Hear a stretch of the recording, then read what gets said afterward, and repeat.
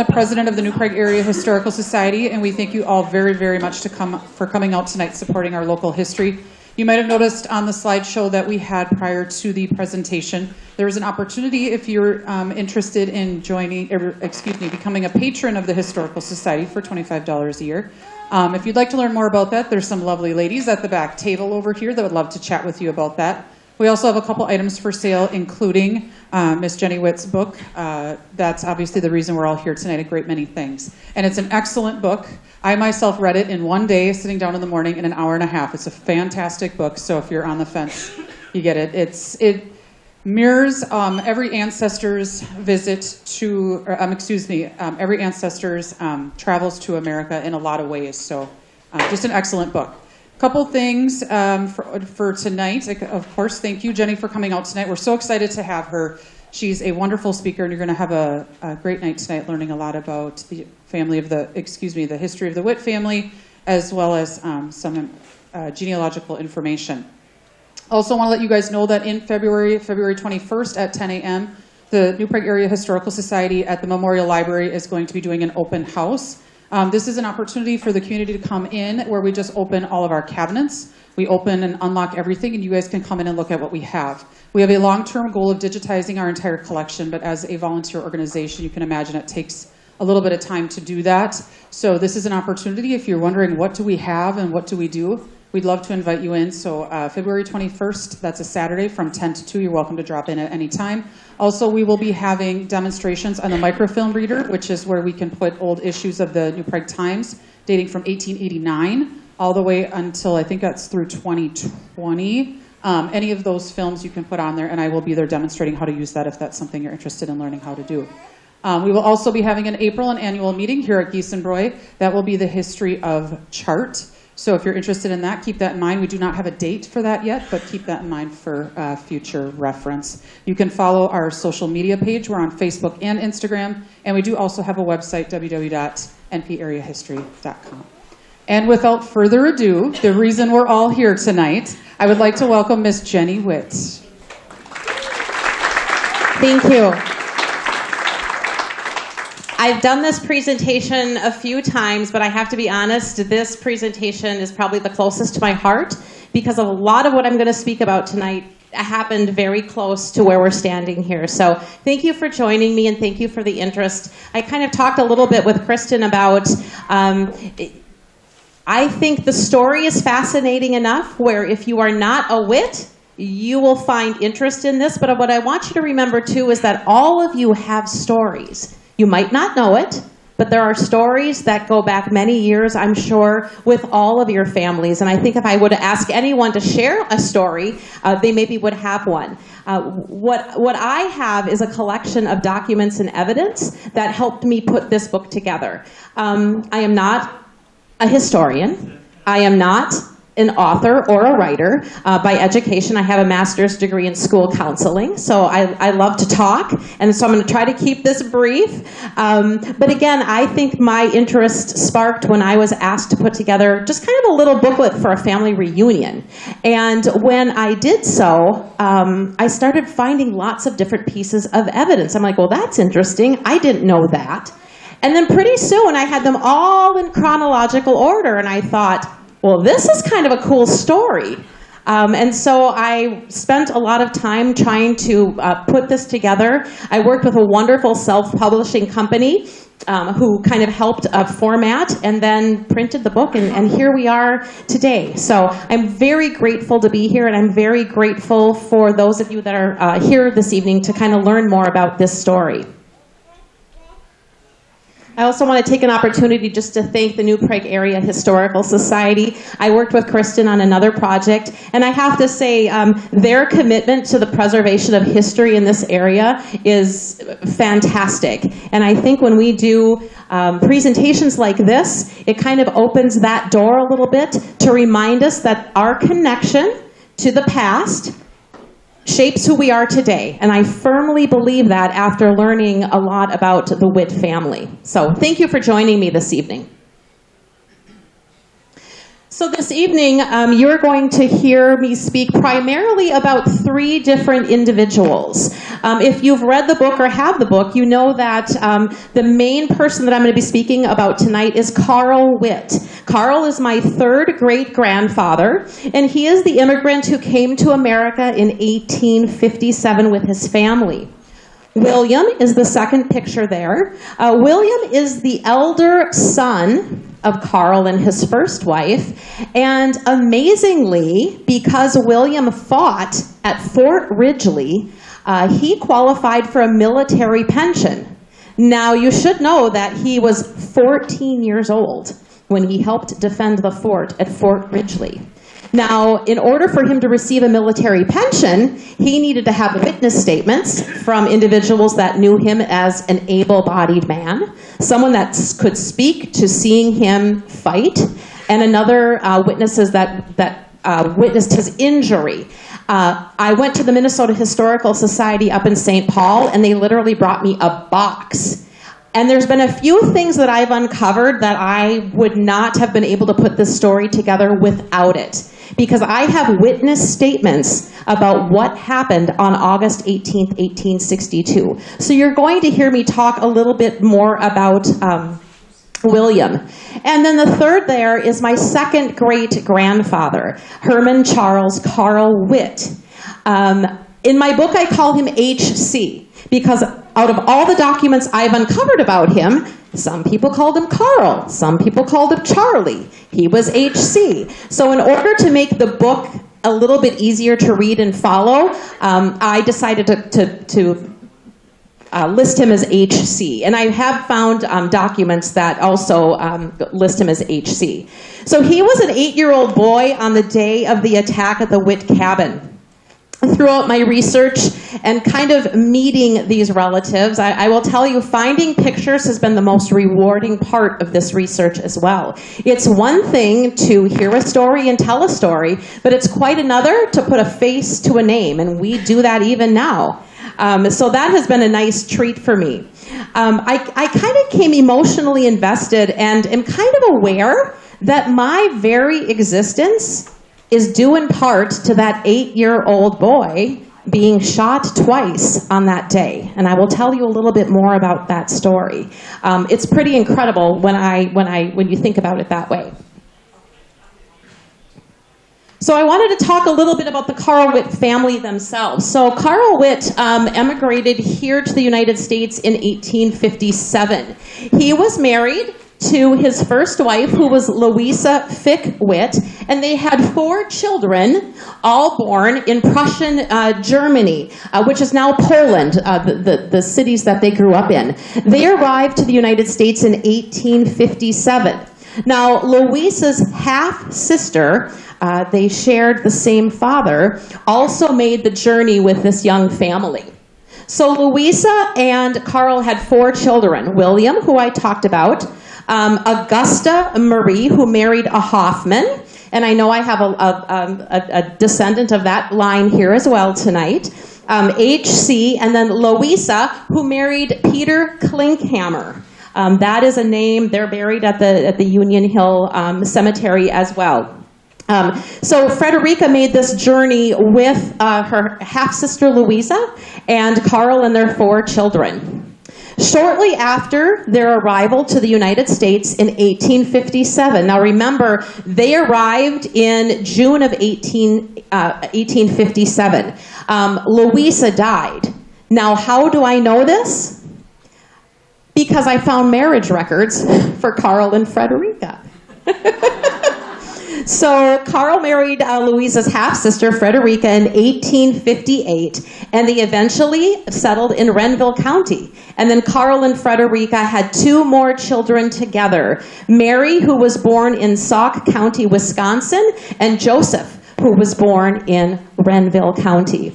I've done this presentation a few times with elementary-aged students. If you're not aware, the U.S.-Dakota War of 1862 is a 6th grade social studies standard in the state of Minnesota. So I've talked to a couple 6th grade classes, and when I get to this point, a hand always goes up, and they're like, do you think like they loved each other?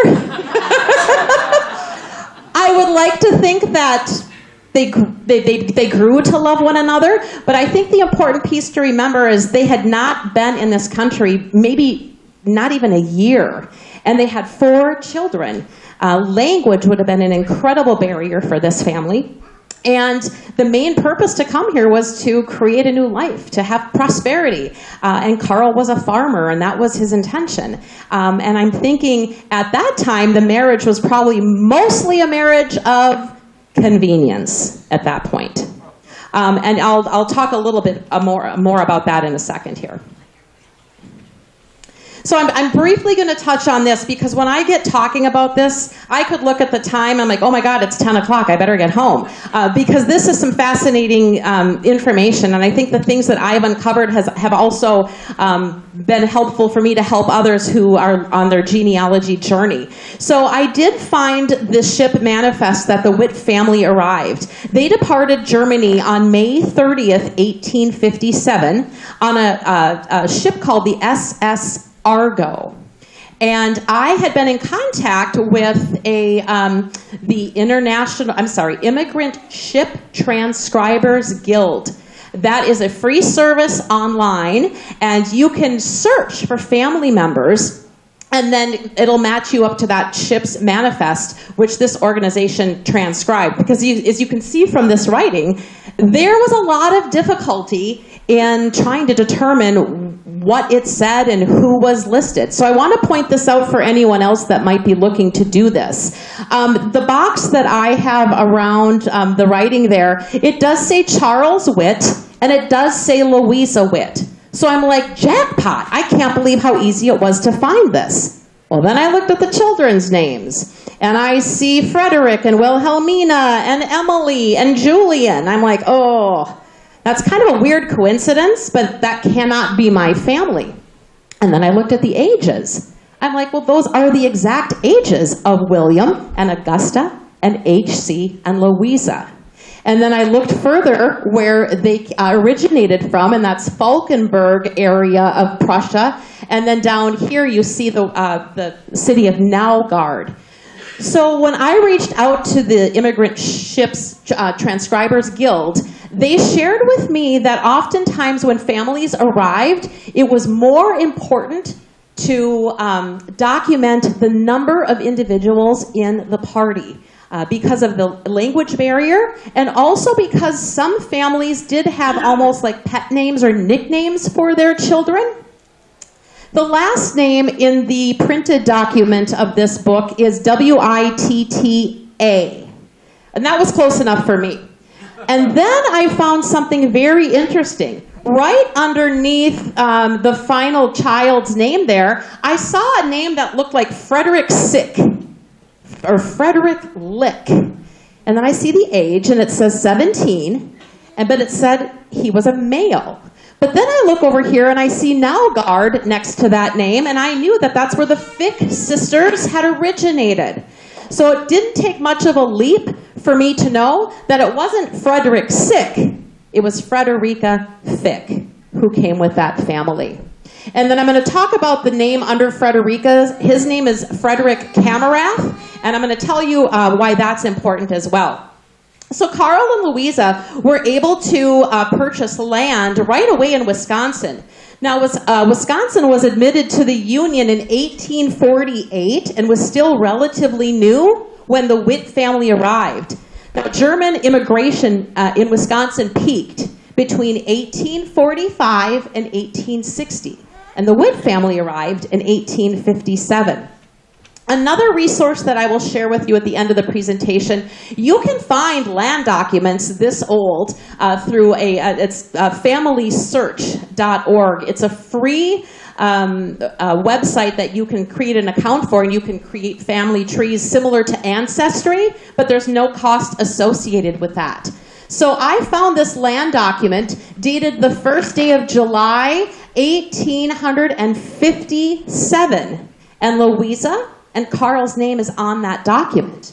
But I also saw another name on that document, and it's the same one I found on the ship manifest, Frederick Camerath.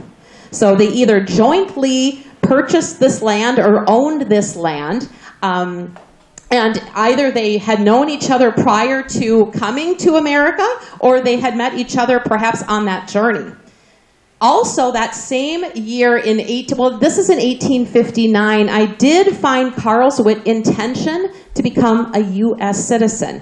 Now, this was filed in Sauk County, Wisconsin. Again, we know that's where Carl and his wife and their 4 children settled to start with. And it's dated October 11th, 1857. And what I love about some of these old documents is, kind of the wording, like, I renounce forever all allegiance and to the foreign prince and power and sovereignty of Frederick William, the King of Prussia. I just think that's really interesting. And then that last line, it's my intended application to be admitted as a naturalized citizen of the United States in conformity with the several acts of Congress in such case made and provided. And above that, principles contained in the Constitution.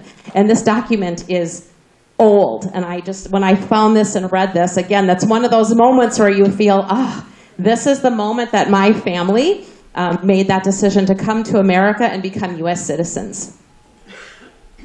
It was after that I found the marriage information for Frederica and Carl. So these documents state they were married in May of 1858 in Wisconsin. So between the months of July 1st, when Louisa's name was on that land contract, in May of 1858, when this marriage certificate were discovered, we at least can place Louisa's death during that time period.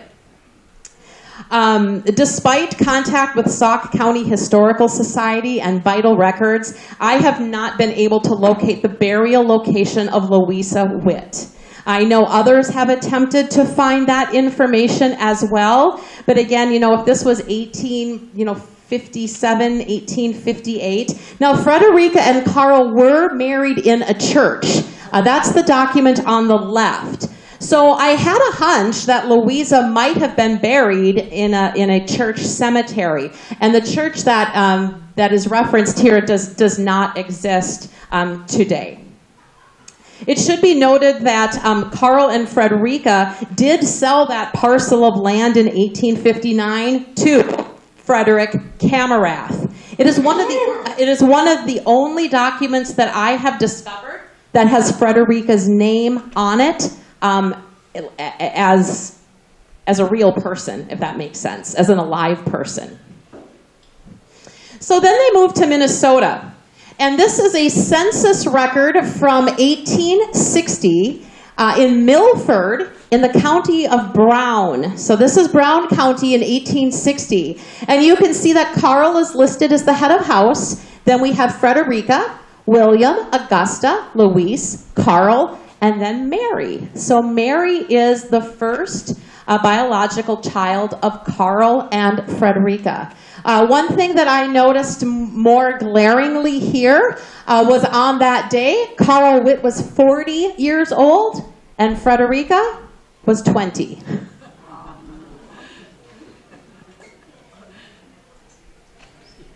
So I had been doing a little research to see if I could find where was this cabin located? Where did the Witts settle in Renville County? Now, this is a book called Dakota Dawn by Gregory Michneau, and it's a very interesting read. And he has done some research and tried to put together, based on evidence, where he thinks these settlers had lived around this time.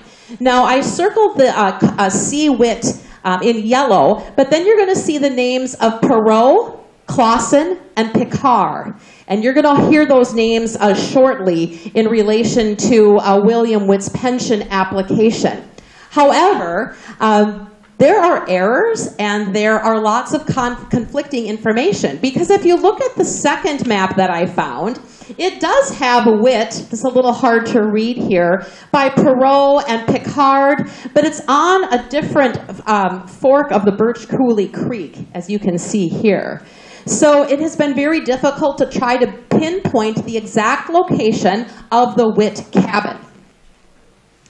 I did get some hints of information. This is a veteran paper for William, and basically it says the parents settled on the southeast quarter of Section 20, Birch Coulee Township. So that was giving me lots of great information. And then this is a statement from Joseph Perral, who had to, he was a witness for William Witt's pension application. And he states that he went to Birch Coulee in Renville County, Minnesota, with his parents in 1860, where his father made a claim at or near said Birch Coulee and had been acquainted with William F. Witt since the spring of 1861. The father of William had a claim about a quarter of a mile from his father's claim. Now, I emphasize the word claim because I have been able to find land documents in Renville County going back to about this time, but they were landowners. And the Homestead Act was not enacted until 1862. So I believe that the Witt family claimed property with the intention of purchasing it or making it their own. And then just a real quick, I'm just going to touch on this because this individual also ended up settling in Scott County. I found a land warrant agreement for that very parcel of land, and it was a man by the name of Peter Burngeon that ended up owning this property in Renville County. Well, coincidentally, Peter Burngeon is also a St. Benedict landowner back during that time. And it's not known for certain, but I feel like the connection between Peter Burngeon in Renville County in the same exact location where the Witt cabin had been located might not be a coincidence that perhaps Burngeon became aware of this property through Carl Witt. The Birch Coulee Creek area today is very beautiful. I have ventured down to this area multiple times since starting this research, trying to get kind of a lay of the land, right? We know they were farmers, and when you drive from here to, well, Morton, where Jackpot Junction is very near this location. And it's farm fields, you know, as you're driving out on these country roads to this area. And then you get to the Birch Coulee Creek area, and it's lovely, especially in the fall. There's a quite steep ravine. Coulee is actually French for ravine. And there's lovely wooded areas. It's actually the Birch Coulee battlefield is within walking distance, and it's also a state park, so you can go and camp. The Birch Coulee battlefield has a self-guided tour about that battle, which occurred on September 1st and 2nd of 1862. But I had reached out to landowners trying to see if I could figure out where the Witt family perhaps lived. And I did have a landowner, and I speak of him in my book because I am so grateful that I had the opportunity to go to this area and walk along the creek. He was a Shakopee resident. He's a landowner in this area. I reached out to him. He gave me permission to come out. In fact, he met me on 3 different occasions and just kind of gave me access to his property. And it was just a lovely few days that I was able to spend there looking through some of the landscape. It would be very careless of me to write a book to talk about what happened to my ancestor without understanding the reasons why. And I feel if someone were to pick up this book in 50 years from now and learn this story, I would want there to be a clear understanding of why this occurred. No, I'm not a historian. I'm certainly not an expert on the Dakota War of 1862. But when I put this book together, it was very important for me to do the proper research to make sure that this story had a basic understanding of why this happened. So very briefly, that Dakota War of 1862 had a lot of factors that contributed to that. Land was a big piece of that. The Dakota people had been pushed into smaller segments as those settlers had been arriving to that area. Land treaties were not honored, and much of the money that was allocated for the Dakota went to the traders, and oftentimes some of the tribes got nothing. There was poor crops that summer. And of course, it's the Civil War. A lot of able-bodied young men had left the Minnesota frontier to fight for the Union. There had been some forced cultural change at that time. In fact, some annuity money and food were often allocated to the Dakota who had showed some inclination to become farmers. And then I talked a little bit about those annuity payments that had arrived late or never arrived at all, with nothing going to the Dakota after the traders had been paid. So August 18th, 1862. The first attacks of the war actually occurred on August 17th. And on August 18th, August 17th, that was up in Acton. I believe there was about a family of 4 that perhaps had died on the 17th. And then on the 18th, that is when the fighting began, starting with the agencies. So there was the Upper Sioux Agency and the Lower Sioux Agency. And you're going to see that based on the timing of when the first attack happened at the agency at 7 a.m., and we have documentation that the attack at the Witt farm happened around noon. So we know that they were in very close proximity between that agency and the Witt homestead. So I found 3 separate articles that I want to share with you today. Something that's been very important to me when I share this story are primary resources. Those are documents and evidence that I have found that come directly from the person that experienced it. I have some secondary as well, but in order for me to put together a timeline, it was important to me that I was trying to find information that specifically came from the people that experienced it. The information that I found, there was a 1931 article, a year before H.C. died, in the Belle Plaine Herald. That's the first article there, called Belle Plaine Man Bears Scars of Indian Bullets in Sioux War. I want to talk a little bit about, I'm going to read an excerpt from that for you. H.C., which is my second great grandfather, talked about their early arrival to America and that they eventually settled in Birch Coulee Township. He writes that it was about noon. His father had gone some distance away to cut hay, and my brother William had brought home a load with the oxen a short time before. My stepmother was stacking the hay in the yard, and William was unloading it, when 5 Indians appeared.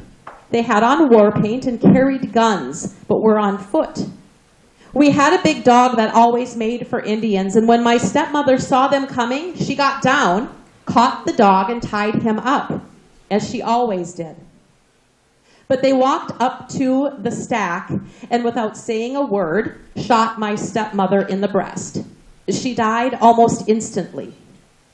William jumped down from the wagon on the side opposite to the Indians and ran into the woods.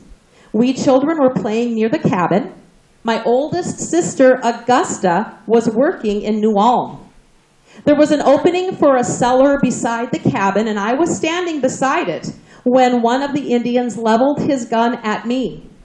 One bullet struck me in the back of my head, and another entered my left hip. Although I was not quite 8 years old, I knew enough to lie still when I had fallen. I fell into the cellar opening the other children had hidden in a little smokehouse Father had built. And that was written by H.C. In 1931, recollecting that day. Now, John Klinkhammer is the son of H.C.'s sister, Louisa. And again, he pretty much echoes H.C.'s information, but he added a few other things that I thought was very interesting. He stated that he talked about his grandparents, Carl and Louisa, who had come to this country from Germany. And he talks about what happened on that day, but this was a little interesting piece that I had not heard. So Louisa was his mother. She told him of the Eastern Sioux, of their friendliness and generosity to her family.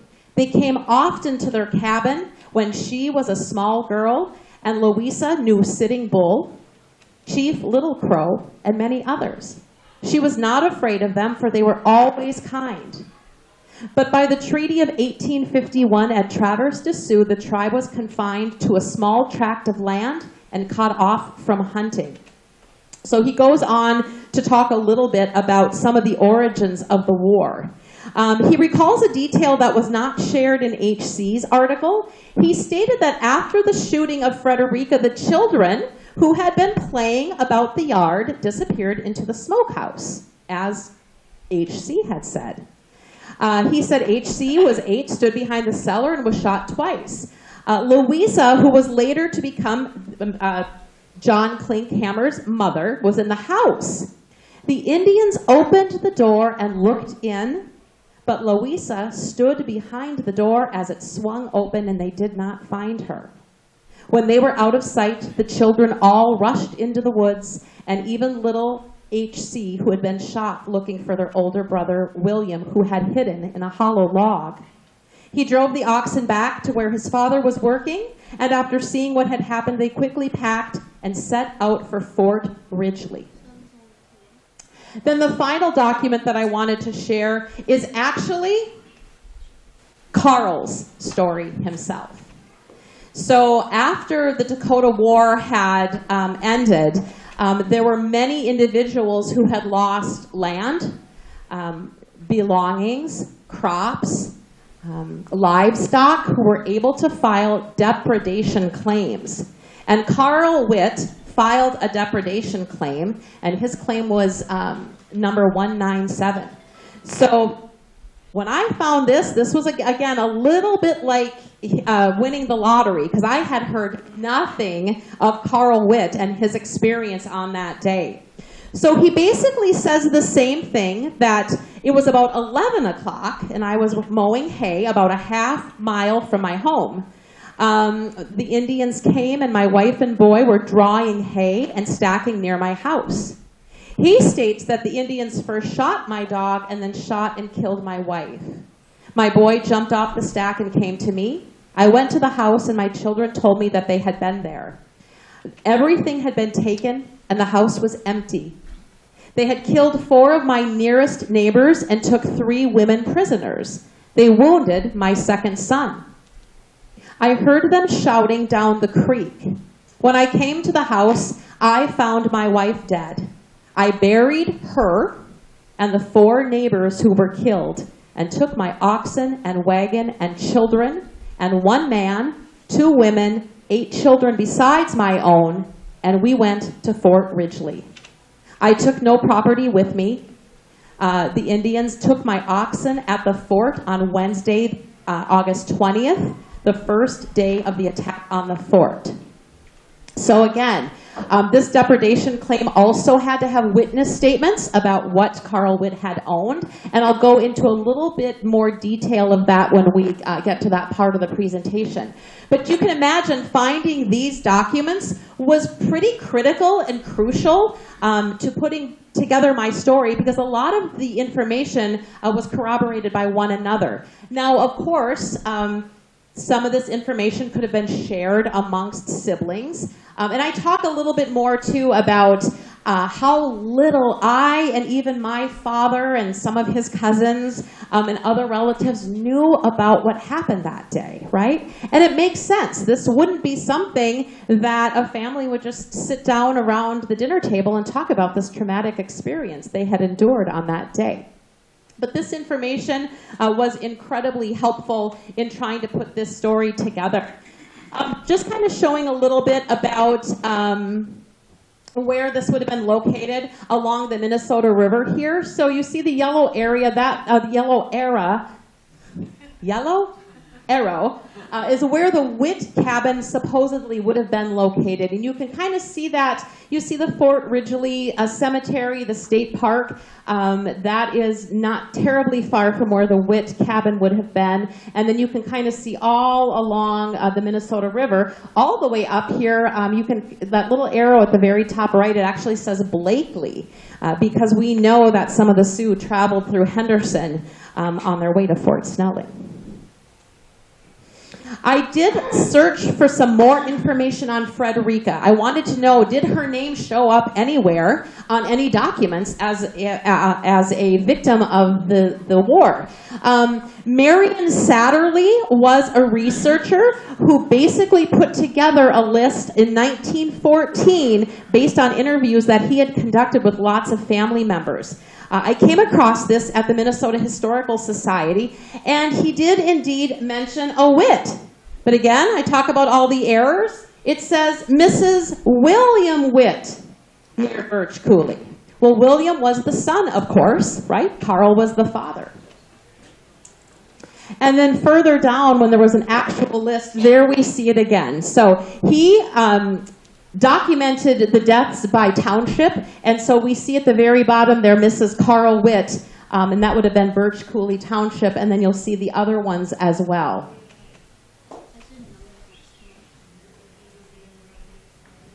And then he goes and writes little narratives about each family. So Mrs. Carl Witt was stacking hay. She was shot. Son William on the load. Seeing his mother killed, jumped. So kind of that same narrative that I shared. He talked about Witt burying the body of his wife and that of Eusebius Picard, and then went to the fort with his children. And remember when I showed that map earlier, the Picard family was one of the families that reportedly lived near the Witts. So I want to talk a little bit about Fort Ridgely, because Fort Ridgely and the fighting that William had done at Fort Ridgely also provided me with a lot of information about the family, where they lived, and what happened once they arrived to Fort Ridgely. So as I had said earlier, William applied for a military pension.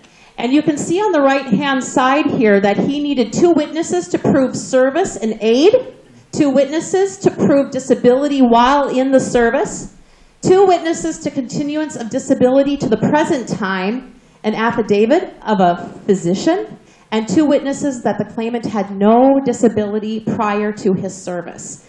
And so this was the box I received, and I opened this box, and it was like Christmas morning for a genealogist.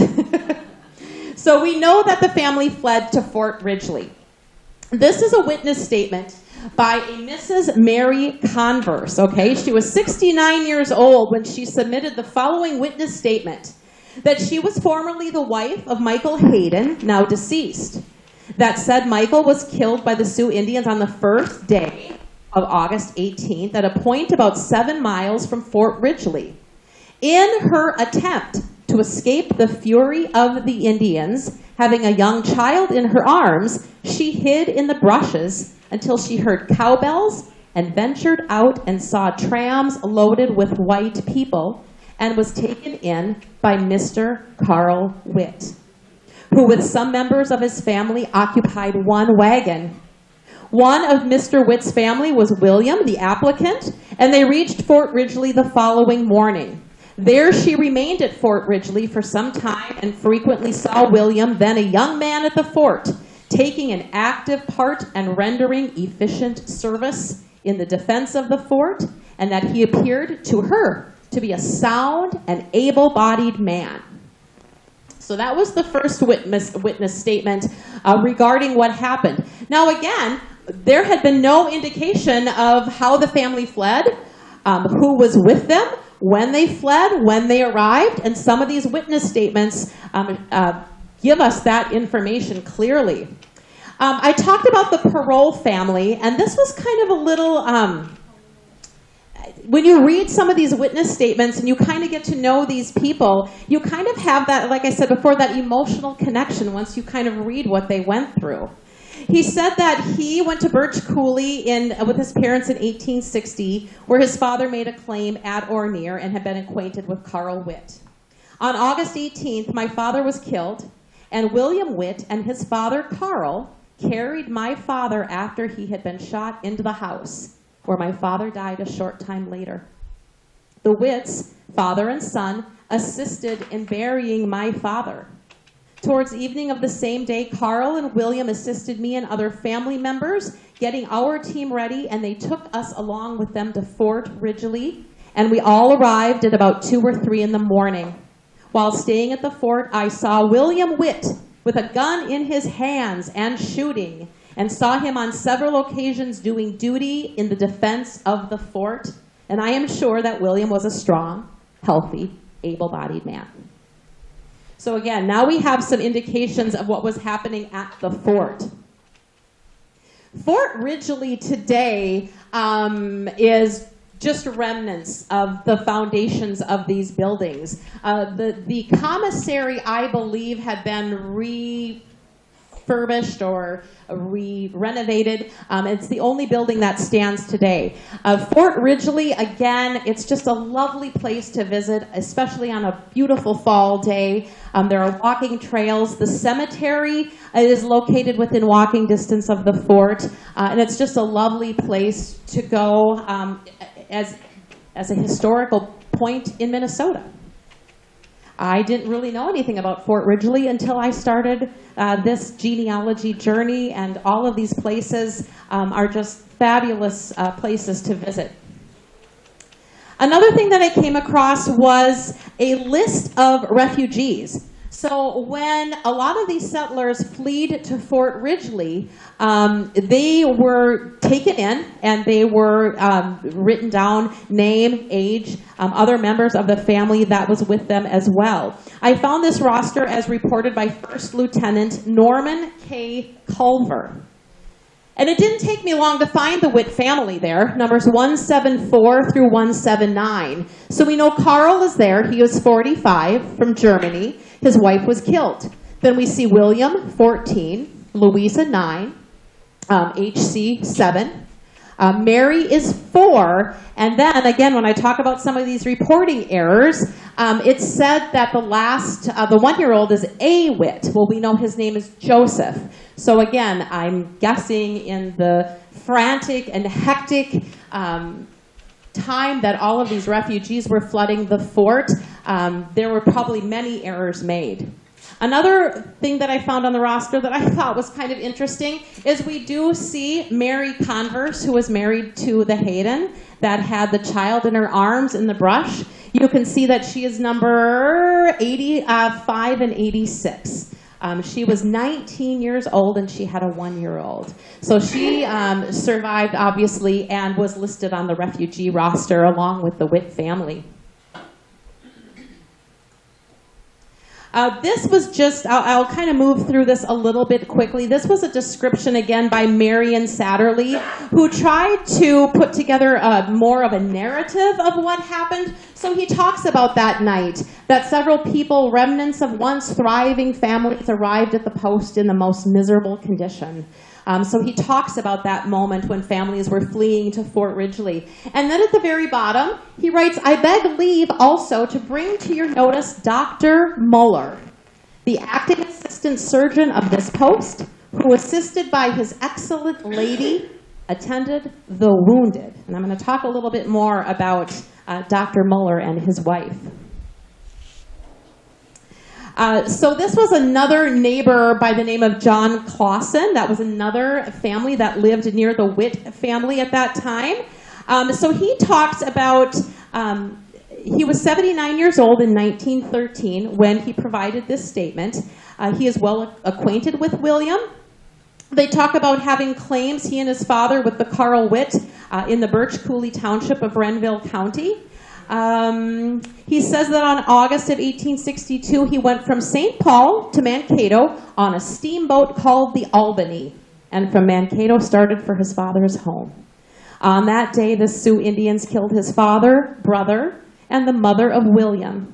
Mr. Carl Witt, some members of his family, and William managed to escape the fury and reached Fort Ridgely on that evening. Now again, we hear a little discrepancy in some of these accounts, right? Did they arrive that night or did they arrive early the next morning? He says that on 2 or 3 occasions, he always saw William on duty with others at the fort. So here we have those witness statements that talk a little bit about William as a young and able-bodied young man fighting at the fort. Then we kind of move on to the injury, and this is how William got injured. This was a document, a witness statement by a private in Company C, 5th Minnesota Infantry by the name of James Meade. He said that he was at Fort Ridgely at the time of the war in 1862. In order to prohibit the Indians from setting fire to the roof of the commissary building, it was covered with ground and sod. A scaffold was built around the said building, and the ground and sod thrown on the scaffold, and from there, thrown on the roof of the building. While standing near this building one day, part of the scaffold broke, and a young man by the name of William Witt, who was at work on the scaffold at that particular place, was thrown to the ground and badly injured on his hand and arm, and was taken at once to Dr. Muller for treatment. Now, I keep talking about Dr. Muller a little bit because H.C. talks about having the bullet from his hip removed by Dr. Muller, the bullet that had just grazed his head. And I tried to find, I thought, well, this is military, right? There has to be documentation of Dr. Muller performing surgery on an 8-year-old child that was shot twice, even if it's a handwritten document. To this day, I can find nothing on Dr. Muller. I found a lot of interesting information on his wife, who coincidentally is buried at the cemetery at Fort Ridgely. Her name was Eliza Muller. So through James Meade and his witness statement, we know how William was injured. And then I recently found, let's see here, there's James. There we go. This is the doctor's statement that I wanted to talk a little bit about as well. This is from Dr. Jones, who had to talk about the injury that William had received. So he writes that he's a practicing physician, dually licensed by the state of Minnesota, and that on that date, he made a thorough examination of the above-named William Witt, and that he finds a dislocation of the left wrist, of long-standing and extensive laceration of the soft tissues of the palm of the left hand, with a resulting contraction and adhesions of said tissues, making it impossible for William Witt to close certain fingers of his left hand in a manner necessary to properly handle various tools. In the opinion of Dr. Jones, he states that William F. Witt is totally disabled from earning a living by manual labor. And that was one of the doctor's statements that was needed. Last spring, I actually found at the State Historical Society again, they kept a log of everything that was happening on that day. So this was entitled The Report of a Guard Mounted at Fort Ridgely, August 18th and relieved on August 20th. You can't see it, it's very difficult. The little star up there says that there were 20 civilians fighting on that day. And then the little note off to the side reads, as the soldiers are all tired and worn out, we are obliged to use citizens as well as soldiers on guard. So again, when I looked at William's documentation and then corroborated that with this military document, you can see how all of these things just kind of nicely fell into place to tell this story. So William was acknowledged by the state of Minnesota for his participation in defending Fort Ridgely. It was also discovered that a family member of H.C.'s applied for a graves registration after his death in 1932. And ironically, H.C. and his wife Matilda do not have a grave marker out at St. John's here. And keep in mind, on that day, H.C. was 8 years old and William was 14. This is H.C.'s grave registration section. Again, he was 8 years old. It says the war he served in was the Indian War. He was born in 1854 and died in 1932. Dr. Juergens from Belle Plaine was the attending physician. And the next of kin would have been my great-grandfather, Joseph Witt, and the address was Belle Plaine. And of course, on the back side of this, it says where he was buried, and it says Union Hill Cemetery. Lovely picture of Fort Ridgely there. I want to talk a little bit about the depredation claim because I'm going to go into detail about what information had to be provided to the Department of the Interior and how it was determined what kind of compensation Carl Witt would have received for the items that he lost. So in 1863, the U.S. government established the Sioux Claims Commission to hear petitions for losses suffered by the settlers, with a total of $2 million in 1863-ish to be paid to the claimants. These payments would come from the land payment annuity monies that were due the Sioux, who committed the depredations. Commissioners Cyrus Aldrich, Eli Chase, and A.W. White heard more than 2,800 petitions with specific schedules for losses for clothing, damage to fences, livestock, etc. Each claimant brought other witnesses to testify the losses. Carl Witt was claimant number 197. So he talks again a little bit about what happened on that day, which I already shared with you. But a lot of people asked, why did you name your book A Great Many Things? And when I was looking through Carl's depredation claim, he talked a little bit about, I had great many things when he came here. And to me, that struck me, right? I mean, some of the things he talked about having were pillows, silverware, beds, things that we often take for granted today. Here are some of the items that he listed on his depredation claim. For example, you can see there were 10 acres of wheat, 25 bushels to an acre at 60 cents each for a total of $150. The red box circled there, it says 2 coats, 2 pair of pants, and I think it says 2 vests for a total of $38. And then down below you see 3 calico dresses, assuming of his wives, of course. And so this is only a snippet of the information that had been found in that depredation claim. But he had to write down and document what he lost and what the value was of those materials. It looks like he was given $1,000. He was given $200 as present relief, and then he was paid that final balance of $800. And in that today would equate to about $25,000.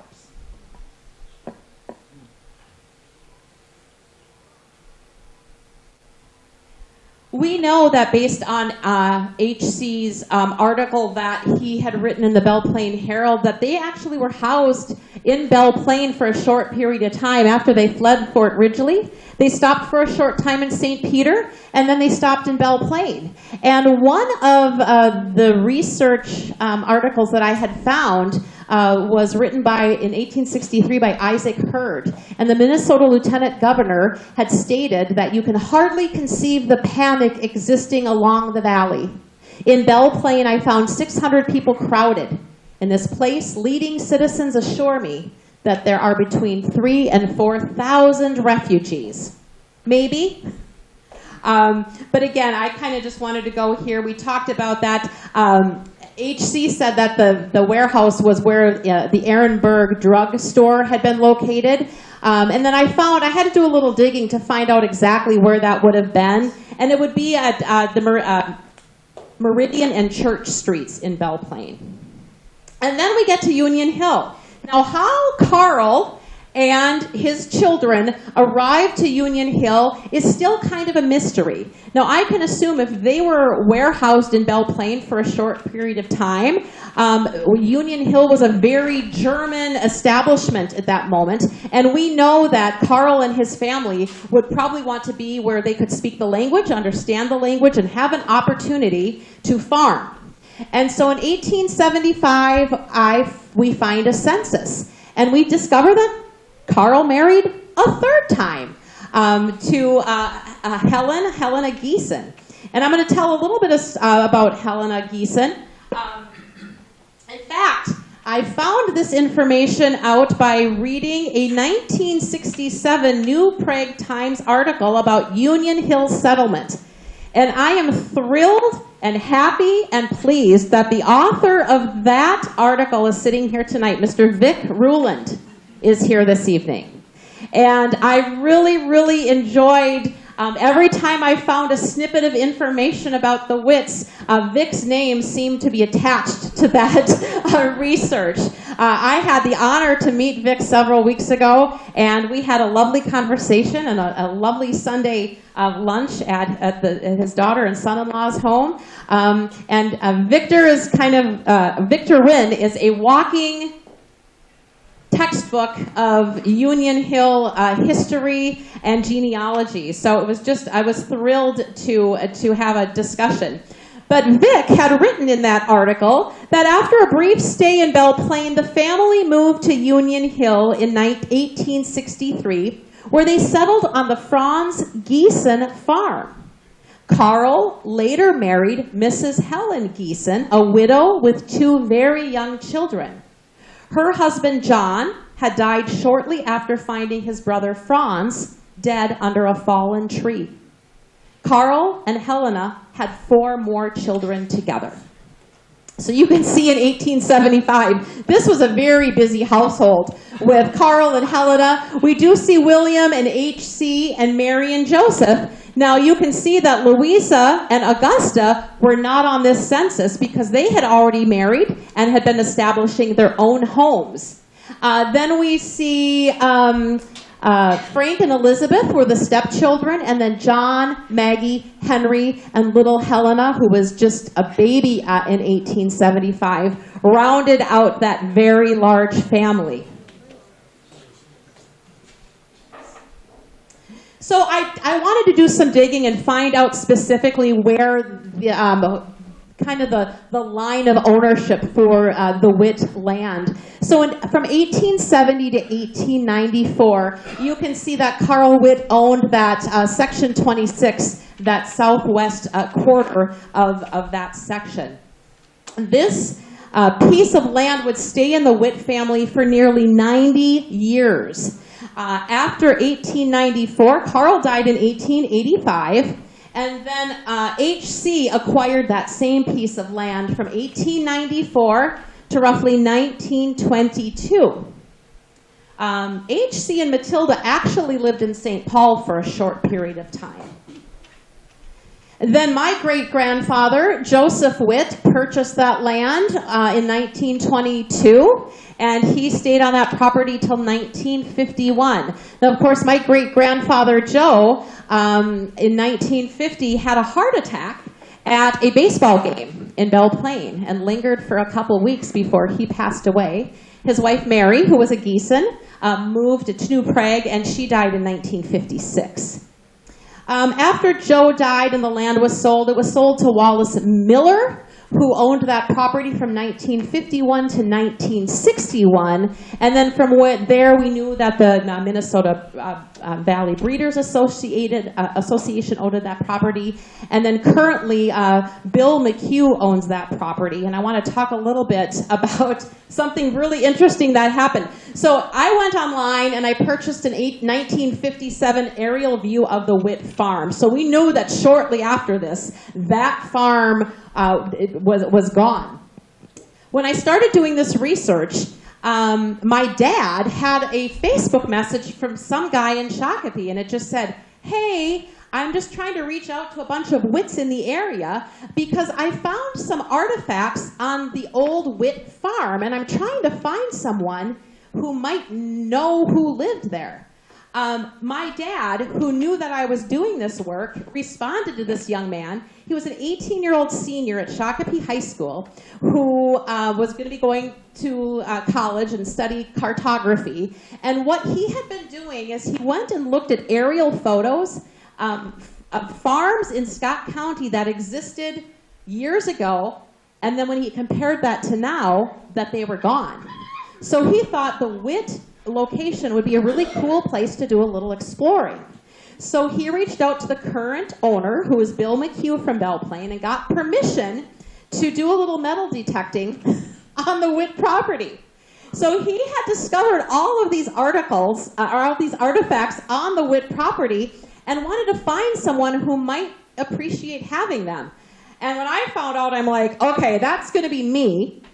And so I met this young man at the Scott County Historical Society shortly after, and he had all these items that he had found, and he said, take whatever you want. And again, when I discovered these items and had them and held them, it was kind of the first tangible evidence that I had of a family that really only existed on paper to me. And that was just a wonderful, wonderful treasure. I do have them up here on the table if you'd like to take a look after the presentation. There's a suspender clip, a pocket knife, and some religious medals. And I was joking with Mary over here that we know that was probably the Witt farm if they were digging up lots of different religious medals. And then he found a piece of an old toy tractor. So these little pieces that I had found, that he had found and given to me, have been just a very special, have special meaning to me. So Carl Witt died on November 27th, 1885.